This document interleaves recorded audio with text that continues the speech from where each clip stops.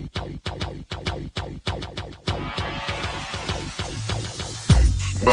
to the Odds Breakers, number one place for shared, sharp betting information. Welcome back to podcast 38 of 2021. I'm your host, Kiev O'Neill. You can follow me on Twitter at OBKiev. Follow us at the Odds Breakers. Follow us on social media / the Odds Breakers. This episode is being brought to you by jazzsports.ag. For a 50% sign-up bonus, please visit Jazz Sports and use the promo code ODDSBREAKERS. Terms, conditions, and location apply. If you'd like to help us out with our cost and sponsor the website and the podcast, we'd love to help you out. Please visit theoddsbreakers.com, click shop, and become a member. For $24.99 a month, you can get my premium plays before the line moves. And if nothing else, please visit theoddsbreakers.com and become a free picks newsletter subscriber. And I hope you guys are subscribing to our free picks because Chris Farley has been absolutely amazing this year in the NBA, around 58%, still crushing it through the playoffs. The man's got a gift for the NBA, it seems. He also is doing a fantastic job in baseball as well as the UFC. Patrick Gates has been coming on strong for the NHL. And as a matter of fact, we are bringing Patrick Gates on this podcast to discuss some NHL playoff lines, some of the series prices, who he thinks might be underrated, who we might think might be overrated. Very excited to get him on. And we're also going to talk about the Charles Schwab Golf Challenge this weekend for your sports betting pleasures. Can't wait to get into that. But before we have Patrick on, we're going to talk some more NFL and do some more previews for some of these divisions. We're going to do the NFC East and the Nfc West. Lots of changes that happened. We're going to discuss them in some detail, talk about the season win total numbers as well.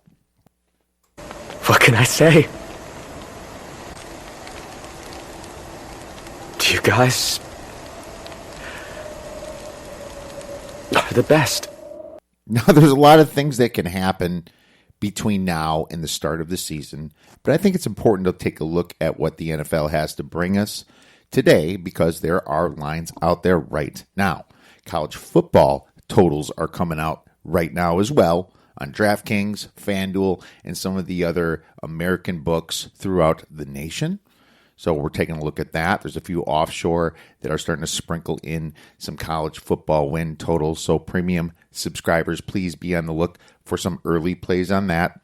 But getting back to the NFL football, it's never too early to talk about this stuff. And Julio Jones is the big man in the media this week. Kind of stole the whole Packers thunder.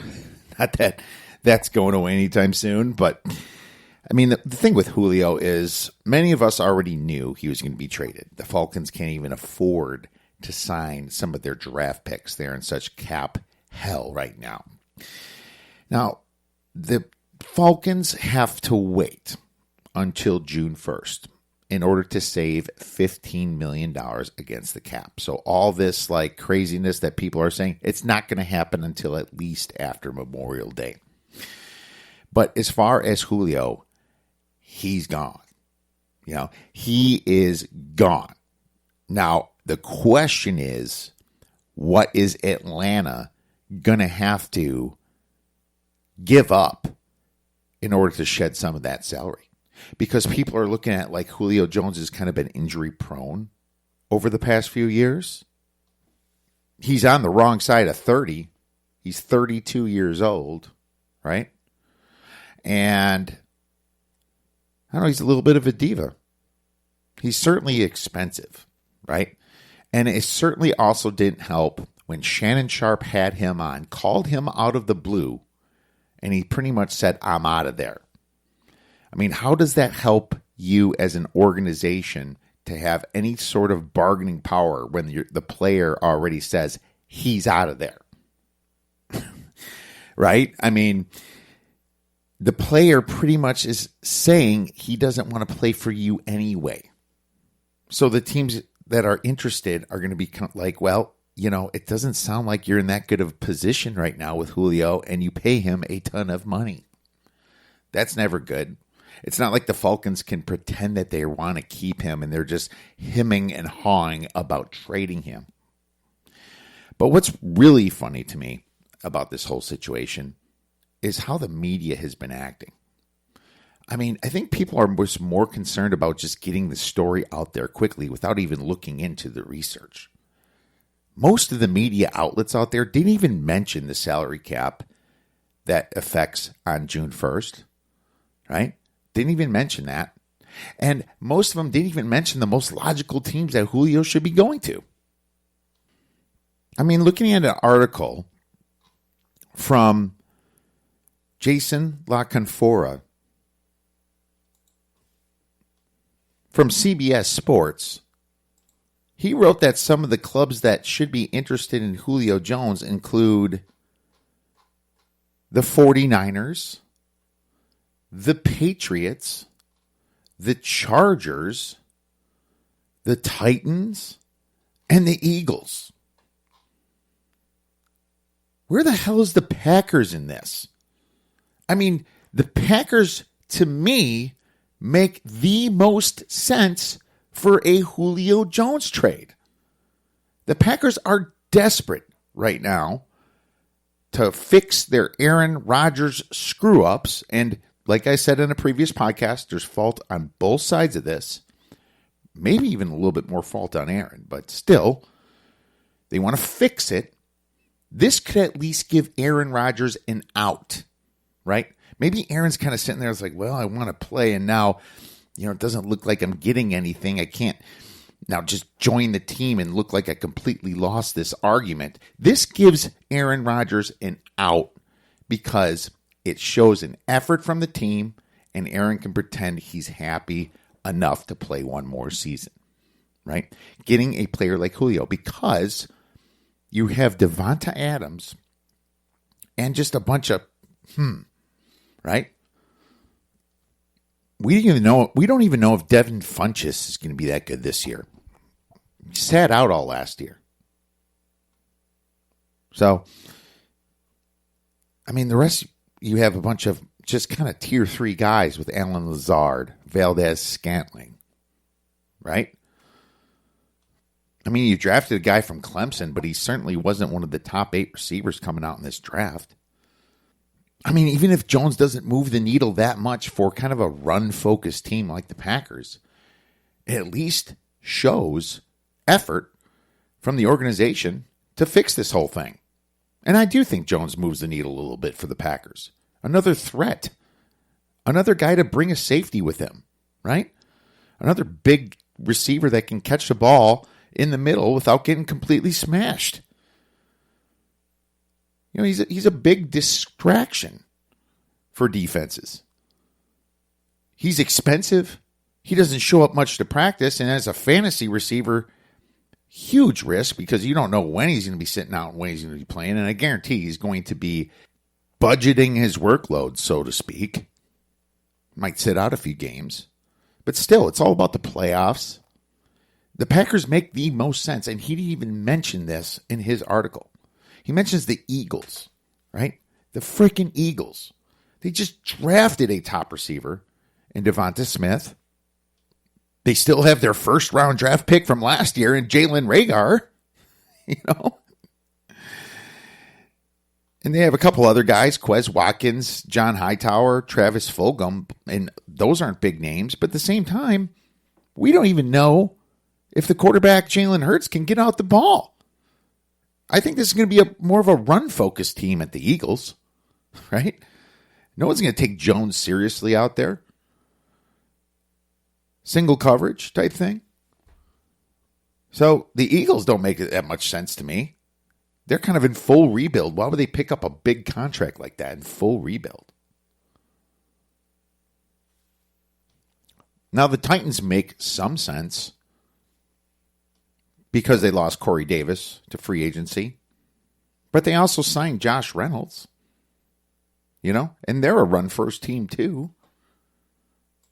Titans make a little bit more sense to me than the Eagles. The Chargers would make sense due to having Justin Herbert there, kind of that almost ready to win situation, but they don't have any money. The Chargers are broke. They're one of those teams that are in the negative every single year. If this whole COVID thing hurt a team, it certainly was the Chargers this year, right? The Chargers keep borrowing money every single year. They kind of hope the value of the team keeps going up more than their debts. So they don't make sense to take on big contracts right now. The Patriots were like the number one team in free agency spending last year, including signing guys like Kendrick Bourne and Nelson Aguilar. Are they going to go for another receiver? And the Ravens are completely a run-first team. And they just drafted wide receiver in the first round here to go with Hollywood Brown, Mark Andrews. Also, how is Dallas's name being thrown out there for another wide receiver? I mean, this team has plenty of wide receivers in CeeDee Lamb, Amari Cooper, Michael Gallup, Tony Pollard. I mean, it makes no sense, some of the stuff that's being thrown out there. And that's what you call noise, right? There's just way too much noise. Wait until June 1st. You're going to start seeing some desperation offers by Atlanta, more or less. They think they're probably going to be able to get somebody to take that whole salary. I'm not so sure. They might have to give up a draft pick as well with that salary, because it doesn't seem like a lot of teams trust Julio Jones to stay healthy and to play a full season. Julio's owed $15.3 million in 2021.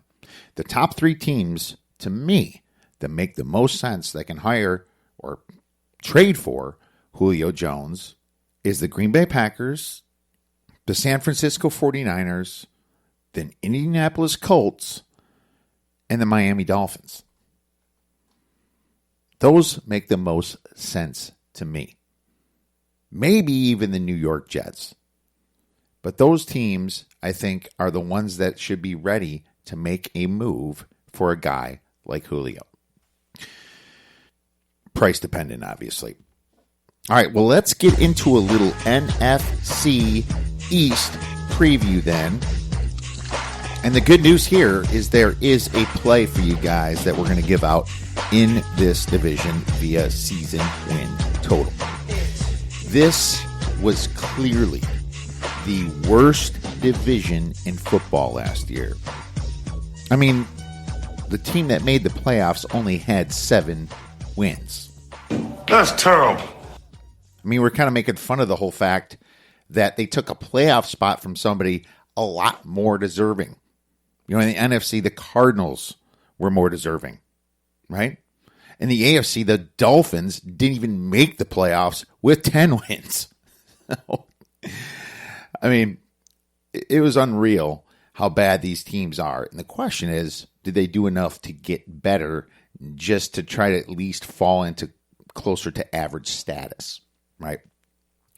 But starting with the Washington football team, I was pleasantly surprised that Riverboat Ron was able to uplift them that much. I actually thought that Washington was going to possibly be at the bottom of the barrel because it's going to be their honeymoon year, but I was wrong. Washington went from worst to first in this division last year.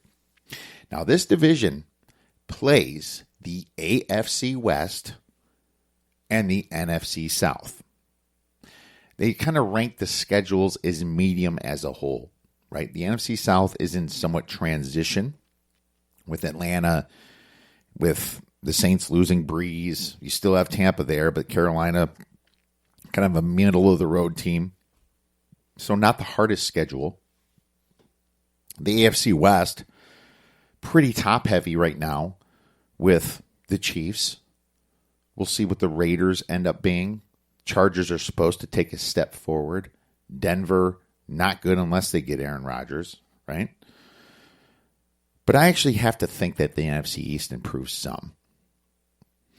And there's one team that's still favored in this that I'm not liking. I'm going to start with the team, the Washington football team. The Vegas win total is 8.5 here. My power rating on the Washington football team is minus 1.5 points worse than the average team. So even the best team in this division is still not average in my power ratings. Their schedule is medium hard because they finished first in the division. They have to play at-large games against Seattle, which was top in the NFC West, at Green Bay, which is very bad if they keep Rodgers, and at Buffalo. Remember I mentioned all NFC teams have to play at the AFC for that extra 17th game. Key losses: cornerback Ronald Darby, linebacker Kevin Pierre-Louis, defensive end Ryan Kerrigan. Key additions: quarterback Ryan Fitzpatrick, offensive tackle Charles Leno, cornerback William Jackson, wide receiver Curtis Samuel, cornerback Darryl Roberts. Who they drafted? Linebacker Jermaine Davis, offensive tackle Samuel Cosme, cornerback Benjamin St. Juste, and wide receiver Diami Brown. Like I said before, forget the honeymoon season. Ron went for it. This team made the playoffs. They had one of the best defenses in football, but their offense was absolutely putrid. I did say the Bears were the worst team to make the playoffs last year. I guess it was because I had these two teams very closely power rated last year, and I just thought the Bears didn't have as much upside as the Washington football team, but they were pretty equally bad. Dwayne Haskins turned out to be a massive bust. Alex Smith was the greatest story in football last year, but that leg is just too messed up for him to stay, so he's out, right? Now, the Ryan Fitzpatrick upgrade, I like that. I liked Fitzpatrick. I think he's kind of playing with house money this year, meaning the dude's older. He's made plenty of mistakes with his career. Played for almost half the football teams out there. But at this point, the dude's just having fun, and he doesn't even care if he throws an interception. It's almost like the pressure's taken off this guy. And he was great with Miami. Every time they tried to throw Tua in there to try to keep up with the Joneses, how Justin Herbert was doing so good last year, how Jalen Hurts started doing well, right? With how Joe Burrow did, they figured, they have to throw Tua in there because of the pressure, and it was a terrible mistake because Tua looked awful. Fitzpatrick came back and won games. Against the Raiders was one of them. An amazing comeback. But Washington did have a good Pythagorean adjusted total last year at 8.9 compared to their actual adjusted wins of 7.44. They're going to have a very hard schedule compared to the Eagles and the Cowboys. And that's somewhat concerning. But it certainly helps if Aaron Rodgers isn't there for the Packers and if Seattle's defense doesn't improve. I award them a little bit for their free agency moves and upgrade at quarterback. They were certainly pretty healthy last year. Love what they added, but it doesn't bring me above their win total of 8.5. Going from 7 wins to 8.5 wins in this division, not so sure, especially when you're ranked with the hardest schedule. I have them at 8.2 wins, so no play. But I wouldn't be surprised if they did win this division again. Number 2. We have the New York Giants. Their Vegas win total is 7, juiced to the over at minus 140. The Giants win total is pretty much aligned with kind of like how they did last year, right? 6 wins, and they should get a little bit better.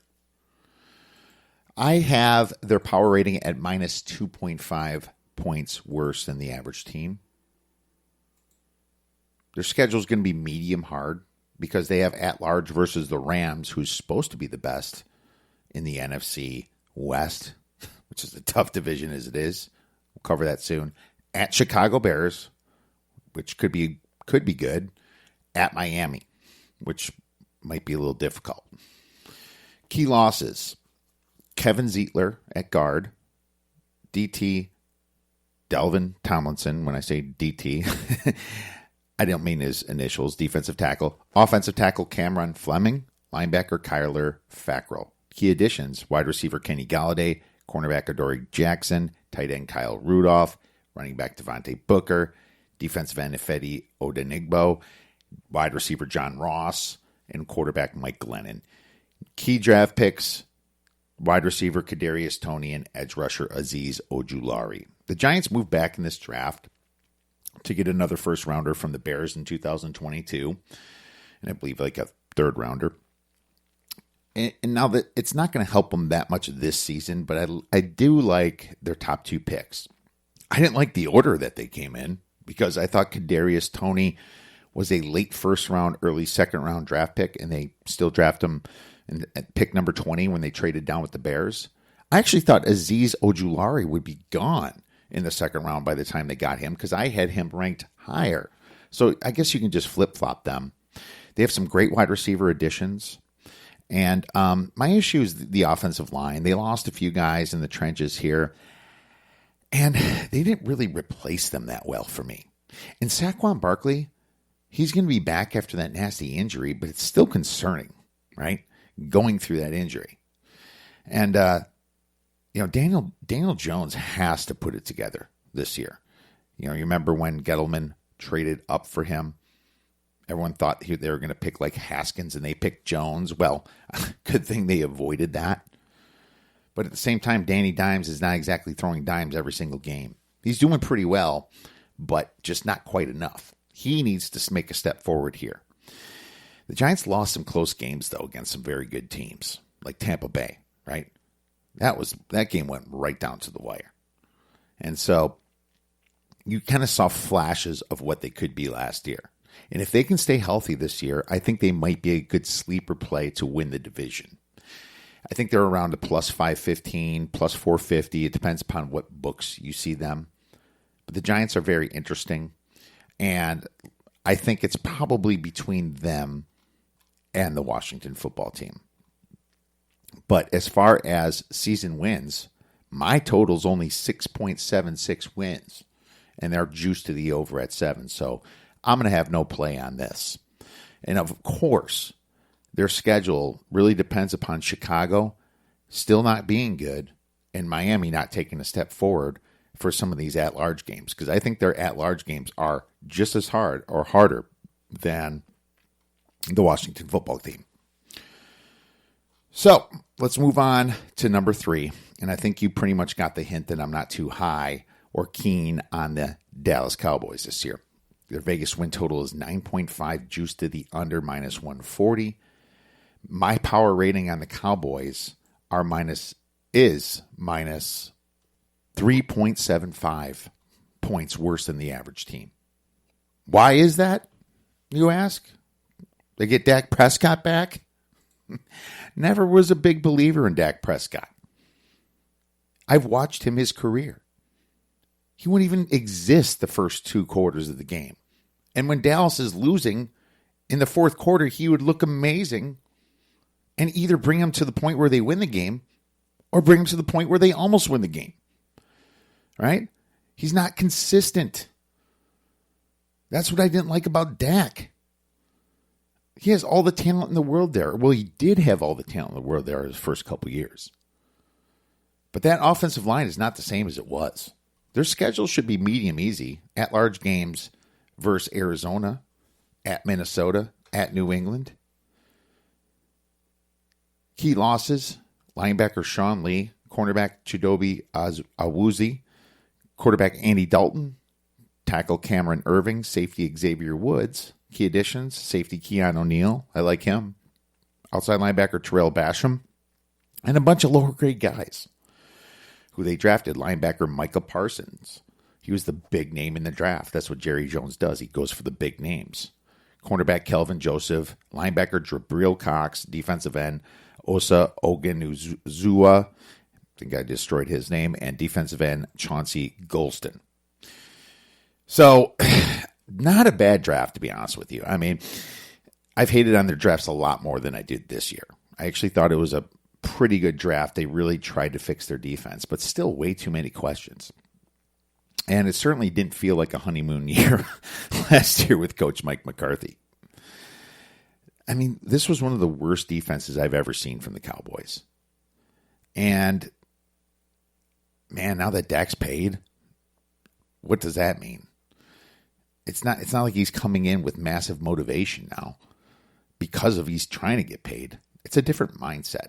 And I'm not saying it's not going to work for him. Maybe it does motivate him. Maybe he's like, I finally can relax. But most of the time, what I've noticed when players get paid, they take a step down more often than not. And I got to tell you, I like Zeke, but that offensive line is bad. This is not the Cowboys offensive line we're used to. Now, this win total here at 9.5 seems way too optimistic for me. And Dak is much too inconsistent for me to think that he's going to win a bunch of games. My number is 7.61, right? And I did even reward this team a bit for their injuries, for their Dak Prescott injuries. Their Pythagorean adjusted win total was only 6.84. Their 2020 adjusted for 17 games wins were 6.38. Not much there. They had a pretty easy schedule last year. Can't reward them for that. Yeah, 7.61 wins. So we're paying the juice here. Minus 140. We're taking the under 9.5 wins for the Dallas Cowboys. You suck! All right, last and maybe least, the Philadelphia Eagles, who only had 4 wins in 2020. Now, the interesting thing for the Eagles is that they're the only team to have a tie last year. So I actually had to award them 4.5 wins to do this properly, which bring their adjusted Pythagorean win total to about 4.75-ish, right? If you are adjusted for the 17th game. But still, the Eagles did not score a ton of points last year. Their Pythagorean was better, but not enough to bring them to average. Adjusted for 17 games, 6.78 points. You kind of want to look at those two together. Not a lot of clutch was happening with this team. Big changes happening with this team, for sure. They're not ready to win. Not that we think anyway. Their power rating I have exactly the same as Dallas, minus 3.75 points worse than the average team. Their at-large games are against San Francisco. Should be tough. San Francisco going to be better this year, just from an injury standpoint. At Detroit, that's good. At New York Jets, that's good. Key losses: quarterback Carson Wentz, safety Jalen Mills, wide receiver Deshaun Jackson, safety Jonathan Ford, defensive tackle Malik Jackson, defensive end Vinny Curry, coach Doug Peterson, right? Offensive tackle Jason Peters, probably not going to resign. Key additions: coach Nick Sirianni, free safety Anthony Harris, quarterback Joe Flacco, outside linebacker Eric Wilson, defensive end Ryan Kerrigan, whom they drafted wide receiver Devonta Smith, and I do like Devonta Smith. Guard Landon Dickerson, defensive line Milton Williams, and a bunch of other dudes. Like I said, it's hard to believe that this team went from such a big change, losing Carson Wentz and Doug Peterson. They were just in the Super Bowl 3 years ago, right? That's how quickly the NFL can change on you. Doug Peterson's he must have had some serious disagreements with management there. Now, for me, I'm still not sold that Doug Peterson was great. Some people say it was his offensive coordinator, Frank Reich. And over the years after he left, I started believing that myself. And I kind of still think that. But it doesn't mean that new coach Nick Sirianni is going to have a massive year here, because he has a ton of work to do. I'm not so sure he's ready for this level. Jalen Hurts, quarterback of this Eagles team, playing behind the aging offensive line, probably trying to run a similar system to the Colts last year. I'm not sure if he's that kind of quarterback. Alabama changed to Tua for a reason. Now, I think Jalen Hurts is a winner. I have my reservations about how he throws the ball, but he's going to put himself out there. But I also think that puts him in a little bit more of an injury-prone type status. If you're drafting fantasy football or if you're just looking at the team in general. I think this team might try to be a poor man's Baltimore Ravens. Or that's what they might achieve. Poor man's Baltimore Ravens. Now, I will say that my number is higher than the 6.5. I have them at 7.27 wins. You can round it to 7.25, 7, whatever you want to do. But the fact that 6.5 is juiced to the over at minus 140 makes it no play for me. But this is certainly going to be interesting to watch all this unfold this year. Because the good news for Nick Sirianni is that even if he does have a bad year, as long as he gets a couple wins, it's still kind of a honeymoon year for him. You know, it's not like management can give up on him after 1 year. Makes them look too bad. So that's where I have the Eagles, and that's where I'm looking at the division. We're going to take the under on the Cowboys. All right, on to the NFC West. And this division is definitely the most interesting one out of all of football.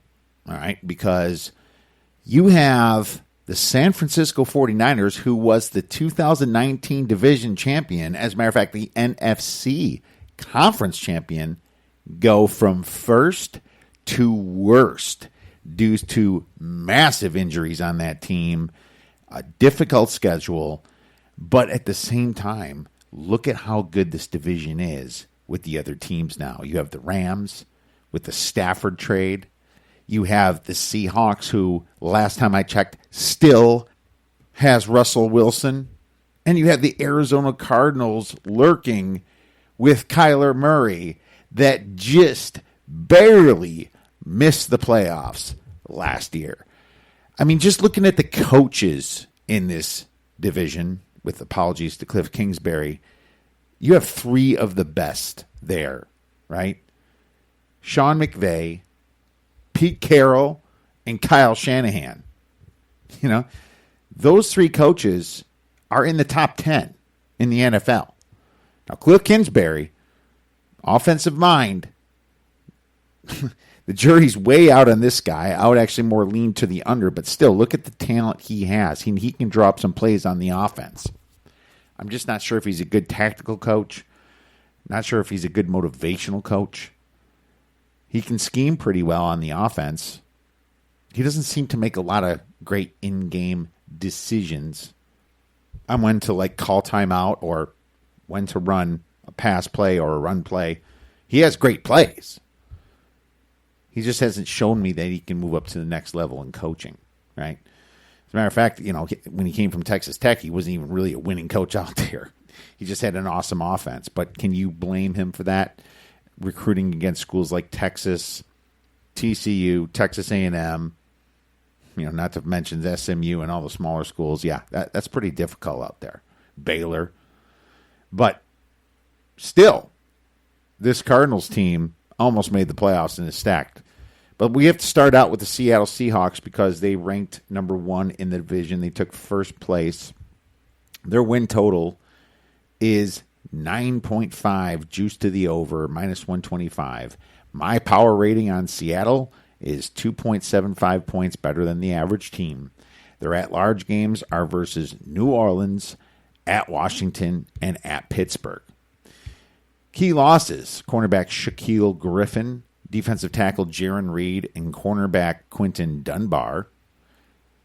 Not terrible because their defense was so bad as it was. You know, I guess Jaron Reed, in my opinion, might be the biggest one out of those. But defensive end Kerry Hyder was a key addition. And the other key additions were tight end Gerald Everett from the Rams and cornerback Akello Witherspoon. Key draft picks, only one. Wide receiver Dwayne Eskridge. They didn't have anybody. I think they only had 3 picks. So it really didn't help themselves right there. But here you go again. Immensely overachieving quarterback like Russell Wilson leading them. And I also said it last year. You know, Seattle, hard to bet against a guy like Russell who just keeps winning. one of the worst defenses in the league last year, and they still got like 12 wins. But this might be the year that it really comes to bite them because their schedule is going to be a little bit harder. Not a ton harder. At least New Orleans doesn't have Drew Brees. But their Pythagorean win percentage was much lower than their actual 12 wins. Adjusted for 17 games, I have it at 12.75 wins, of course, and 10.44 Pythagorean win percentage. So they got a little bit lucky. And the schedule was easy last year. It was certainly a lot easier than it could have been. So minimal upgrades to this team. But the good news, the schedule's not terrible. My wins are right close to the number, 10.1.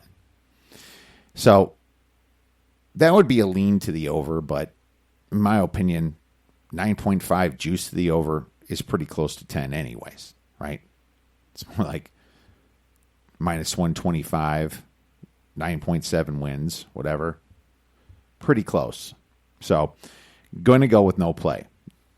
What I do expect from the Seahawks is a lot more points. Well, just as many points as last year at least, right? Still have their offensive studs, DK Metcalf, Lockett, Russell Wilson, Carson. But I don't expect them to stop anybody. I expect a lot of shootouts. So the problem is the market should be expecting the same thing. So definitely be looking at how high those overs come in. You're probably looking at 49 to 52 points on average. Number 2, the LA Rams. Win total is 10, juice to the over minus 140. That's the biggest one in the division.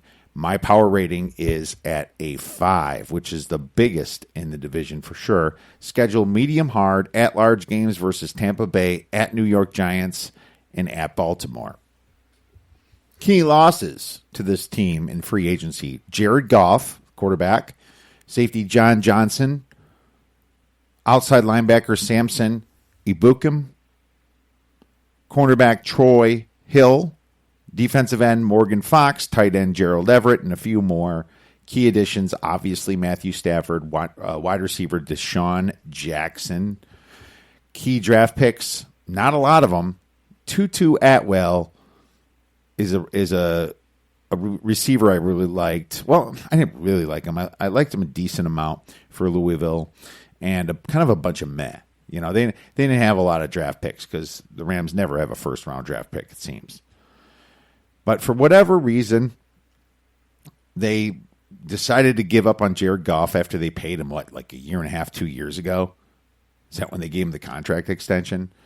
They admitted their mistake that we were all saying, you know, and it's an upgrade for the Lions for sure. I mean, that's the upgrade. But the problem is they lost a lot of high-priced defensive players, and I'm concerned for the depth this year, all right? They didn't have a lot of top draft picks to replace that. So they do retain the coach, of course, and Sean McVay, but I'm not sure if he's going to live up to the amount of hype this team is getting. This is kind of people's Super Bowl pick now that they fixed their quarterback. You know, Sean McVay, he ruins a lot of your bets. You know, goes to Tampa Bay. Everyone's expecting Tampa to beat him.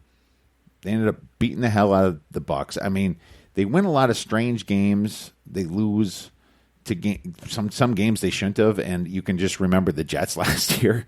But, you know, I just could tell that this team was always just coached better than everyone else for the most part, right? I mean, the play calling was fantastic. Great order. Just tricking the defense constantly. But looking at the situation here, I still give them a decent upgrade with Matt Stafford.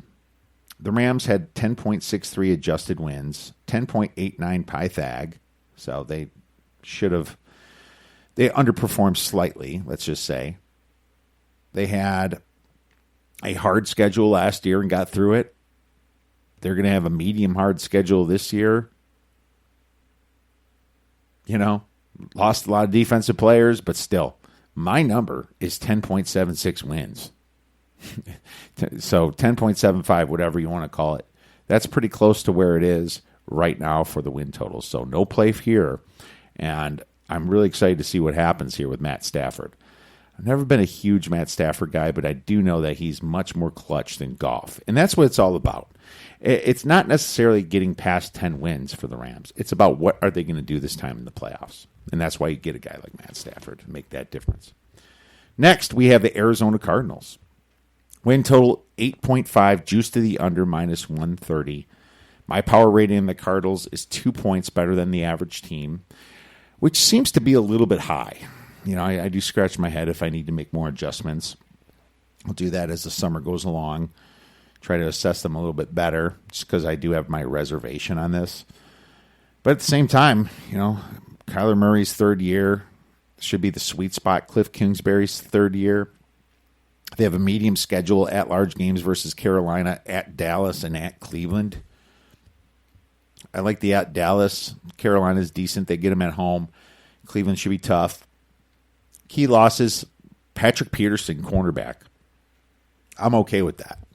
Running back Kenyon Drake. I'm okay with that. Outside linebacker Hassan Reddick. Don't love it. Defensive end Angelo Blackson, and outside linebacker Devondre Campbell. Key additions, defensive end J.J. Watt. Love J.J. Wide receiver A.J. Green. Cornerback Malcolm Butler. Running back James Conner. Strong safety Sean Williams. Key draft picks. Linebacker Zaven Collins. Wide receiver Rondale Moore. And cornerback Marco Wilson. Like I said, third season with these guys. And I really did think Patrick Peterson was a distraction out there. He was suspended for some performance-enhancing drugs last year. Seems to have lost a step. He does get burned. I mean, he's a pretty good team guy, a leader, but the price and the headaches didn't really match up to what he was worth, in my opinion, anymore. So I don't mind him being gone. I'm not sure Malcolm Butler is going to do anything either. He's in the twilight of his career. I mean, just a tiny glimpse of twilight there, maybe. But I don't think this team got worse at all. I still think that they could be a surprise to everyone, especially if J.J. Watt can run this defense. My biggest problem is they didn't seem to get any good defensive linemen. I really wanted them to stop the run, right? I like the draft pick of Simmons last year, and Zaven Collins might have been my best linebacker in this draft, and maybe they make a difference against the run. But that's my biggest worry, because if you want Kyler Murray on the field, you need to stop the other team's run. You want to win the time of possession battle, and that's going to be make or break for the Cardinals. My number is literally 8.56, okay? So really close to the win total at 8.5, juice to the under. Unfortunately, can't always find value when you're doing this stuff, but at least you get an idea of what these teams are going to be like. What I will say is that Arizona's Pythagorean was 9.62 wins, and their adjusted wins was 8.5. So they did underachieve a little bit according to that. Finally, we get to the San Francisco 49ers, who took last in the division, but look at their win total, 10, juice to the over at minus 125, almost equal to what the Rams is. San Francisco 49ers, my power rating on them, 2.25 points better than the average team. So I have them slightly below Seattle, and there's one reason for that, the quarterback. Schedule's medium, at-large games against Atlanta, then at Philadelphia, at Cincinnati. Yeah, that's almost medium easy, in my opinion. But it's borderline. Key losses. I put Jimmy Garoppolo for a question mark, so I don't know what's going to happen there.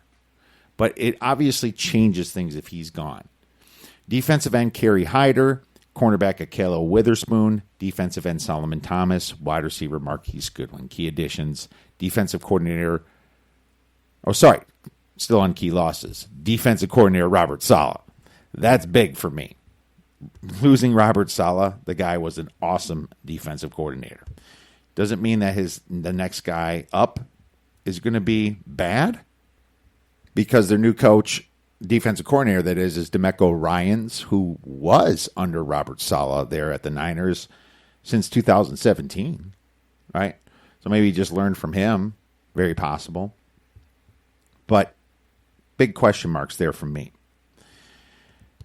Alex Mack is a key addition at center. Very good center. Outside linebacker Samson Ibukam and wide receiver Mohamed Sanu. Key draft picks, quarterback Trey Lance, obviously what they gave up for him. Guard Aaron Banks and running back Trey Sermon. The first thing that I wrote about this team is, what the hell are you doing? You know? What are you doing here?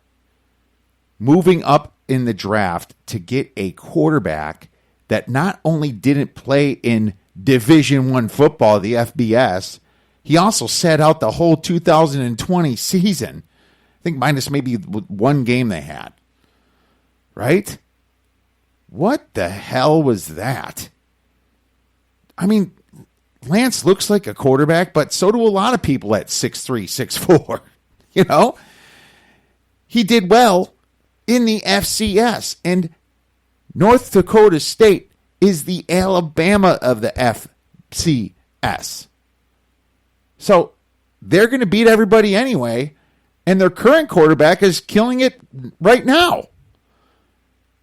And so the bigger thing to me is not just drafting him after giving up an extra 2 first-round draft picks and like a third, is the fact that you had Jimmy Garoppolo there and you were ready to win a Super Bowl now, right? Now. And you get a rookie quarterback to go with this experienced defense, this experienced offensive line? What the heck are you doing? Big head scratcher for me. It's almost like Mike Shanahan and John Lynch went off the deep end here, mentally. Maybe it's all John Lynch, but Jesus, man. My other question is, what if you didn't move up from, I think it was the 12th draft position. I think they're going to draft 12th. What if you didn't move up? You might have gotten Lance anyway. Because you didn't see Denver draft Justin Fields, right? You didn't see the Lions do anything. They might have got him anyway. But if you're Jimmy Garoppolo, you're about to make $25 million to coach a new quarterback. How does that make you feel? The weird thing about Jimmy G is you don't really want to force a trade because no other team is going to pay you, which means no trade's going to happen, and you're just going to create more ill will with the 49ers, and they end up cutting you. You know? Maybe you sign somewhere else for less, but wouldn't you rather make the $25 million? But at the same time, this organization kind of screwed you over. In my opinion, the book was out on this guy for a long time on what Shanahan really thought about Jimmy G. And it's the 2 minutes before halftime in the Super Bowl when they had the opportunity to drive to score a touchdown against the Chiefs or a field goal, and they didn't. They made him hand off the ball like they didn't trust him at all. They felt this way about Jimmy G long before this year. It's just a little crazy to me. But, geez, going for a rookie, in my opinion, instead of giving up all those draft picks, you probably could have got Matt Ryan and Julio Jones for Jimmy G and maybe another draft pick or so, right? At least Kyle Shanahan coached Matt Ryan and went to a Super Bowl and only lost because the defense blew it the whole second half against the Patriots. Wouldn't that have made more sense than what they did with Lance here? I'll tell you, it's a big head scratcher for me. And I'm not so sure it's the right thing to do. They also did lose, like I said, Kerry Hyder, Akelo Weatherspoon, Solomon Thomas. They lost some defensive guys. And they have a lot of guys coming off of injury. You remember Bosa's injury, right? You remember Raheem Mostert's injury. A lot of guys coming off injury, not sure how great they're going to be this year. Without Saleh there, I'm really curious about this team. The problem is my number for season wins on this team is pretty high at 10.54. And the reason it is because last year, even though they only had 6 wins, they still had an 8.7 Pythagorean win percentage. They had a pretty hard schedule last year, and they're going to have the easiest schedule in football against the Vegas win total, right? The easiest.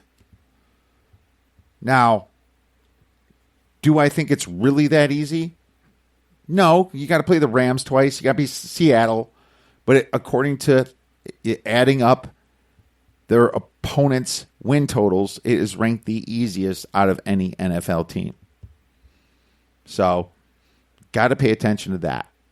This is going to be an interesting year for the San Francisco 49ers, and I can see just a lot of different things that can happen. I am staying away from this team, probably staying away from this division as a whole for making any future bets, and we'll just bet the games as they come in the 2021 season. My friends, if you have any questions about the NFC East or the NFC West, feel free to tweet us at the Odds Breakers. Now let's bring on our guy, Patrick Gates from the oddsbreakers.com. He's an up-and-coming handicapper here at the oddsbreakers.com with some great knowledge on our current events, current sports, such as NHL hockey, horse racing, and golf. I am very pleased to welcome Mr. Patrick Gates to the Odds Breakers podcast. You can follow him on Twitter at Gator Betting. Patrick, how's your week going so far right before Memorial Weekend? Great. Thanks for having me. Great to be here. Awesome. Love the podcast. The NHL playoffs are just getting underway. Some unbelievable games so far. Ton of overtime games. It's not much more you could ask for. Yeah, man. It's right into the gritty part of the series, right? You know, it's like some upsets have happened, and we'll get into that, and some favorites are doing well. So real excited to talk a little bit about that. But before we do that, why don't you tell the audience a little bit about yourself, Patrick? Yeah, so I grew up kind of surrounded by sports betting. Grandfather was involved in horse racing, family involved in sports betting. So it's kind of how I got my start. I have an engineering background as well, so that's kind of how I like to apply the analytical knowledge to it, using math to try to find the best value on games. But grew up playing hockey, golf, and just kind of fell in love with those sports and combined it with the knowledge of sports betting. So here we are. Here we are, man. No, and you're doing great so far. Thank you very much for all you contribute to the oddsbreakers.com. And I'm glad you're growing, and you have some really great handicaps out there making people some money. So really appreciate that. Let's get right into the NHL then, my man. And for me, I used to be a big NHL fan, kind of ran out of time, kind of had to pick, between baseball, NHL, as far as handicapping. I'm not too into the NBA. Obviously very busy with everything else in my life, becoming a parent and everything over the last 6 years. But what's your biggest surprises this year in the NHL? And, well, I guess, why do you love to bet the NHL so much? Yeah, I think the NHL is just an overall great sport. Tons of underdogs, a lot of value as well that you can kind of find night in and night out. A lot of back-to-back games where you're looking for underdogs, home favorites, even just kind of any situation you can find a leg up on. But I'd say so far the biggest upset, not only kind of the regular season but the playoffs, has been the Winnipeg Jets. The Jets come into Edmonton and sweep them in 4 straight. I didn't expect it. I don't know many other handicappers who expected it as well. The Jets struggled against the Oilers all season long, only winning 2 out of 9 games, being outscored 34-22, I believe. Connor Hellebuck was god-awful in those games with a .77 save percentage. And the Jets come out here struggling, coming into the playoffs, come out and just dominate the Oilers, winning 4 straight. I mean, they got Ehlers back from an injury in this game 3 where he won it in overtime for Scheifele. It's been great for them all year. Mm-hmm. He's top 10 forward currently in the playoffs. And then Morrison as well on the point has just been absolutely dominant with 4 points already. Wow, so great story with Winnipeg there. And was that a 4 versus a 1? That was. No, that was a 2 versus a 3. I'm sorry. Toronto has the 1 seed wrapped up in the north. Okay, it was still a pretty big upset, though, from what I'm Massive hearing. upset. I believe the series price was a little over minus 200 for Edmonton coming into this. All right, well, good for them. Nice. So there you go. There's your big upset. How's the rest of the teams kind of holding up throughout the playoffs? Kind of as expected. Colorado came into the playoffs as the favorite around plus 500, have now dropped to around plus 350 given their sweep over the Blues. Tampa Bay, another one of the favorites, gets back their top guy in Kucherov. Stamkos comes back as well. They're up 3-2 in their series. And then the Boston Bruins, who struggled all year, back and forth, pick up Taylor Hall at the deadline, come back, and dominate the Caps 4-1 to advance to the next round as well. So they're another team you're going to want to look at to the futures as well. All right, well, the Boston Bruins there. So let's talk a little bit more about the playoffs here. I mean, in your mind, did you kind of have a thought of who's going to be playing in the semifinals and in the finals here? Yeah, I mean, it's hard to put Colorado out of the semifinals for sure, and even the Cup contention. They won the President's Trophy this year, looked great all year, backed by Grubauer. He's come in, looked well. They have a ton of depth on D, on offense. So they were definitely a team to look at, as well as the reigning Stanley Cup champions, the Tampa Bay Lightning. Like I said before, Kucherov has kind of sparked their offense. He has shown no rust coming off an injury. Braden Point has sparked because of him, the addition to the offense. Stamkos has looked well. Vasilevsky is playing better than ever. So they're another team to kind of look at as well for the finals. I think that matchup, Colorado-Tampa Bay, either in the semis or the finals, would probably be one of the highest grossing revenue shares in terms of market views as well for the NHL. Do you think there's an underdog shot at winning this thing, like the Jets you mentioned here, or is that kind of just probably something you have to forget about? They accomplished what they did, and you can take a huge plus money on them, but it's not going to be worth it. There's a few teams right now. Carolina is at 10-1 right now in a dogfight with Nashville. That's another series that not many people gave the Predators a chance in. They're offered at 10-1 going into tomorrow's game, I believe, up 3-2 in the series. And the New York Islanders too they're up 3-2. They play again tonight, can close out the Pens at home. They're offered at 16-1, which is another long shot if you're kind of looking for some value in those picks. Yeah, I saw the Pens outshot them last game, but ended up losing. Sounds like the Isles had some good goalie play this game. Yeah. Ilya Sorokin has come in, replaced Varlamov, who dropped 2 straight in games 2 and 3, and has just played outright amazing for the Islanders there. I believe they were outshot 40-14 or something crazy like that last game. The Pens absolutely dominated them, but I mean, that kind of leads us into tonight's game of Tristan Jarry has just cost the Pens this series and has been outright horrible for them in most of the games played. Oh, man. Well, let's get into these lines then for tonight here. And hopefully we can get this podcast out. We're going to get a few hours out in time for some of these games, and we'll talk a little bit more about tomorrow as well. So for anybody getting this podcast a little bit later can listen to that. But you do have the Penguins at the Islanders, and the Islanders are a home favorite at minus 104. Well, it's, I mean, the lines I'm looking at is pretty even, minus 105, minus 105, minus 106-ish, So what are your thoughts on this one? Yeah, again, I think it's a goalie matchup. This whole series has been just kind of opposites. Sorokin's a rookie, comes in, wins game 1 after Varlamov can't go. Barry Trotz comes in, plays Varlamov games 2 and 3. They lose. Sorokin comes back in, wins 2 straight. The Islanders rally off him, and now have the ability to close at home. Jarry just allowed, I think, out of the 5 games of the series so far, he's allowed 3 goals. In 4 out of 5 of them, so he has not been great as well. He cost him the game in Game 5, tries to clear the puck out of the zone, gave it right to Josh Bailey, and buries it. Who buried it? The Islanders won 3-2 in double overtime. So I think the big thing here is goalies won, but Pittsburgh has just struggled offensively. Crosby only has 3 points in this series. Gensel has no goals. Malkin's return definitely sparked them. He grabbed the power play goal last night. But, I mean, it's been a low-scoring series. The Islanders have played great defensively, shut down the high-scoring the high danger chances for Pittsburgh itself. So I'm really looking at the Islanders here to close it out at home. They played great at home all year. I think they're 21-4-3 during the regular season at home this year. At the Coliseum this year, this game actually, sorry, they have increased capacity. So I think they thrive here at home and take this one, close out the series, and move on to the next. All right, well, there you go. They might close it out here tonight in New York. Let's move on to the next one. Florida Panthers at the Tampa Bay Lightning, and the Lightning's minus 134, a favorite here. And it looks like the total's about 6. This is the higher total within tonight's games. What are your thoughts on this one?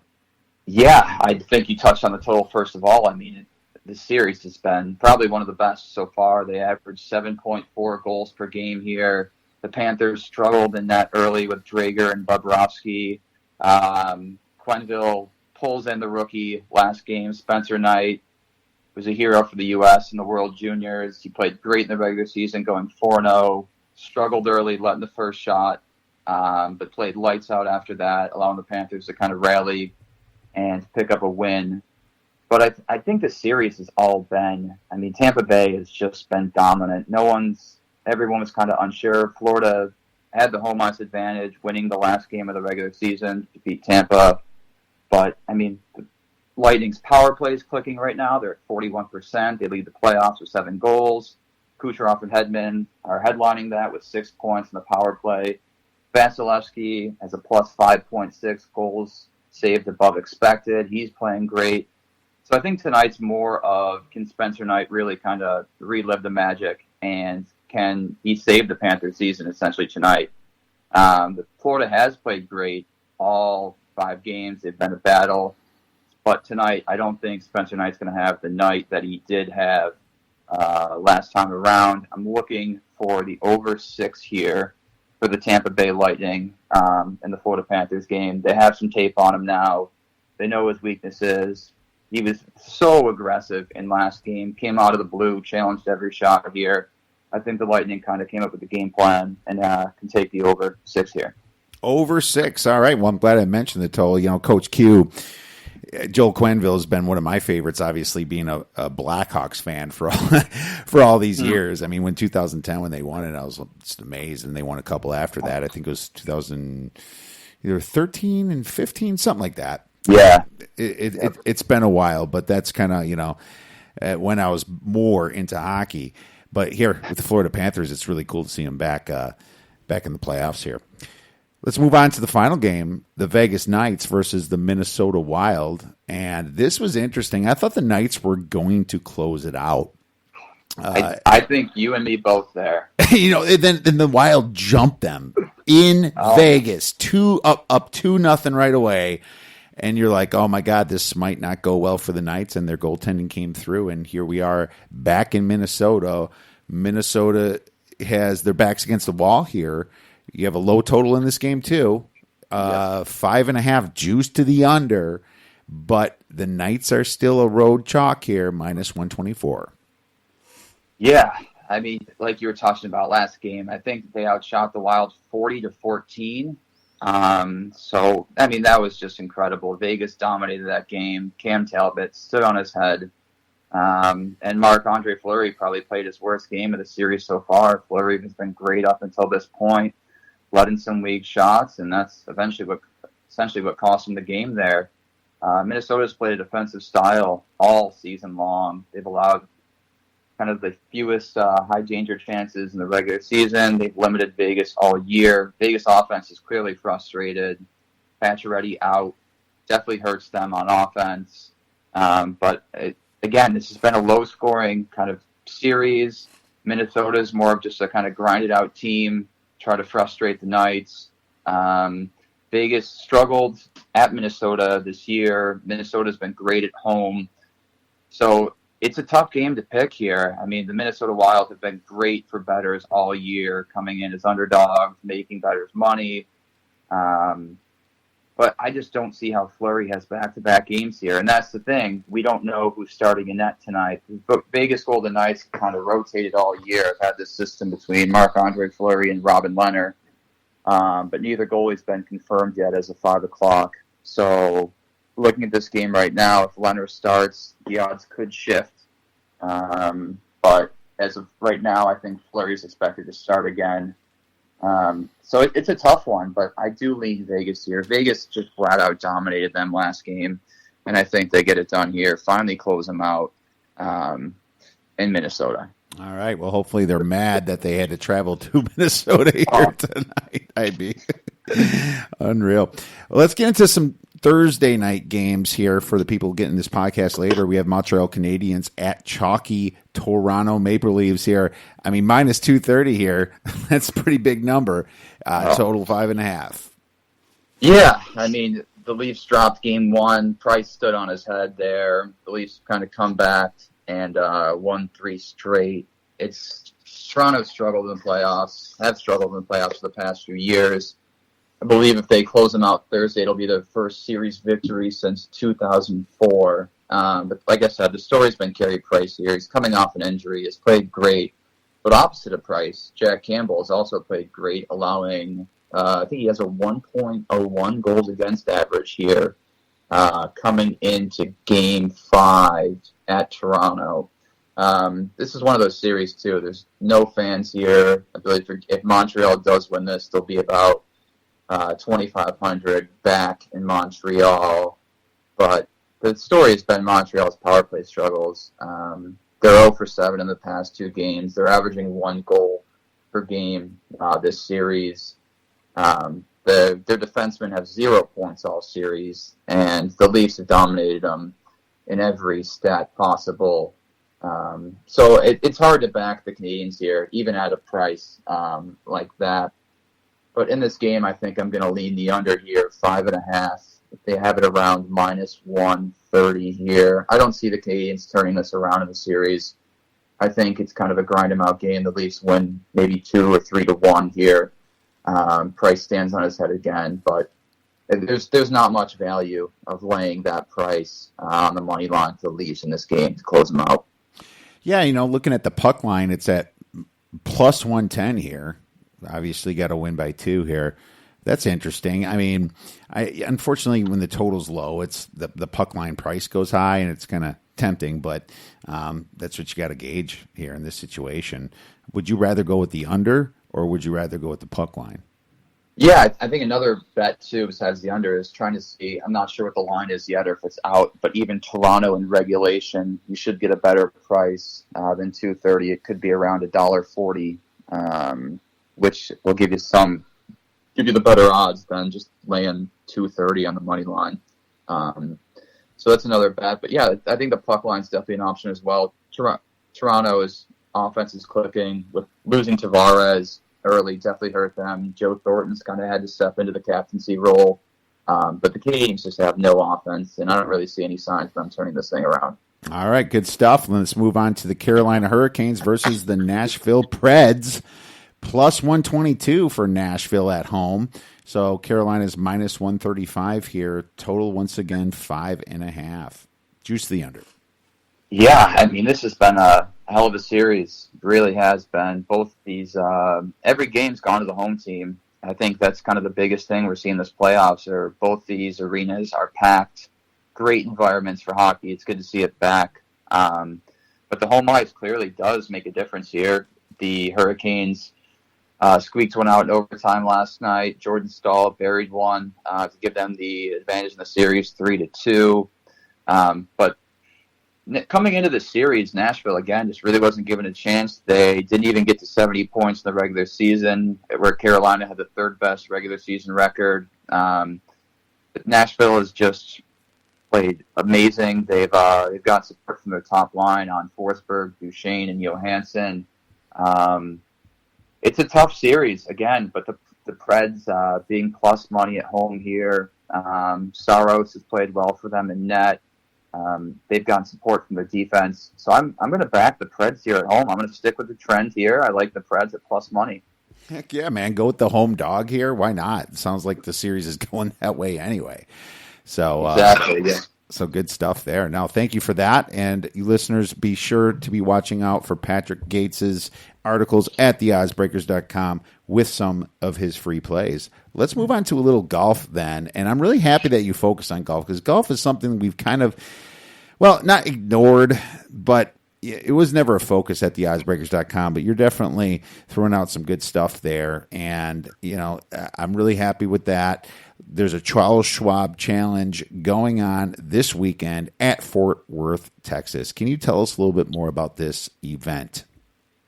Yeah, I think it'd be rude of us to pass over the PGA Championship, though, last week, and the performance that Phil Mickelson put on, going off at 250 to 1. It was amazing. Absolutely amazing. I couldn't believe it. It's when you're a Phil fan, and I'm a Phil fan, a lefty, I go out there and you always look at him when you're betting golf. He's so far down there, you just kind of thought he had nothing left in the tank. You kind of look, oh man, look at these odds on Phil. Imagine if it was 10 years ago, right? And then and then that last time you look at him, he wins the thing at like 250 to 1. A $10 bet would have got you $2,500. I mean, geez, right?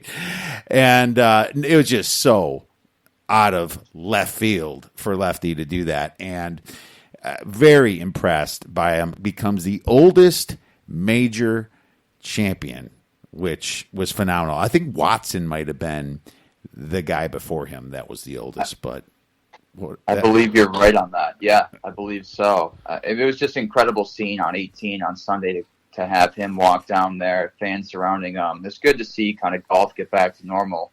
Golf was the big sport, though, almost during COVID. It was kind of the first one to restart. So I think that's what almost got a lot of people into golf and starting to follow the sport, and definitely picked up the betting markets for sure, which is great to see. Any exposure golf can get is huge. Golf, NASCAR, and horse racing. That's what we had this year at this time. So I think a lot of people learned about those sports. But let's get into this Charles Schwab challenge then. Colonial Country Club. I guess give us a quick background on it. Yeah, so Colonial Country Club hosts the Charles Schwab. It's the longest running PGA event at the same course. And this was actually the first tournament to resume from the COVID pause last year. So this is kind of what we saw. Daniel Berger defeated Morikawa in overtime or in the playoff last year. So that was exciting. Good for golf. Like I said before, exciting stuff.